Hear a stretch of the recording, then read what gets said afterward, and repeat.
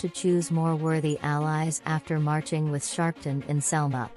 President Biden is being urged to choose more worthy allies after marching with the Reverend Al Sharpton in Selma, Alabama on Sunday. Biden marked the 58th anniversary of Selma's Bloody Sunday, where activists chanted for voting rights as they crossed the historic Edmund Pettus Bridge. Selma is a reckoning. The right to vote, to have your vote counted, is the threshold of democracy and liberty. With it, anything's possible, Biden told the crowd. This fundamental right remains under assault, he said.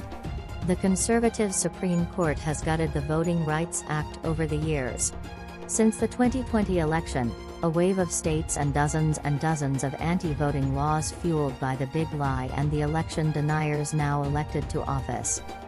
Sunday marked nearly 6 decades since the late Representative John Lewis, Democrat Georgia, and hundreds of Black Americans were beaten by Alabama state troopers trying to cross the same bridge in the name of voting rights on March 7, 1965. President Lyndon B. Johnson introduced the Voting Rights Act of 1965 8 days after Bloody Sunday, calling Selma one of those rare moments in American history where history and fate meet at a single time, and he signed it into law later that year. Biden introduced legislation in 2021, named after Lewis, which included a new, expanded formula that the Department of Justice could use to identify discriminatory voting patterns in states and local jurisdictions. It passed the then Democratic-controlled House, but it failed to advance in the Senate. Biden shared the stage in Selma with Sharpton, the Reverend Jesse Jackson, the Reverend William Barber II, Representative Terry Sewell, D. Allah, and Martin Luther King III. Sharpton, a weekend host on MSNBC, has a checkered past when it comes to accusations of anti-Semitism, most notably in New York City during the late 1980s and early 1990s amid strained relations between Jewish and Black communities at the time.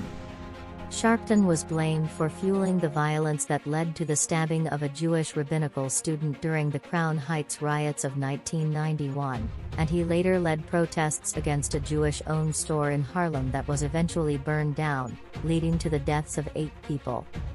Stop Antisemitism, a watchdog organization that tracks instances of antisemitism, urged Biden to pick more worthy allies for future events.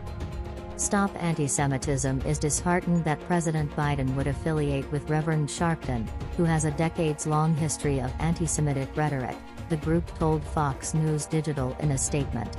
There are better standard-bearers for inclusion and freedom than Sharpton, and we hope President Biden will choose more worthy allies in the future.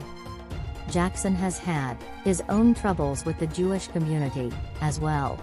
Louis Farrakhan, a longtime Jackson ally and notorious anti-Semite, came to his defense in the 1980s after he referred to Jews as the derogatory word Haimis. Jackson also came under fire for endorsing the creation of a Palestinian state. That's today's latest news. Don't forget to subscribe, like, and comment so that this channel can continue to exist. Thank you for listening to the end, and I hope it's useful.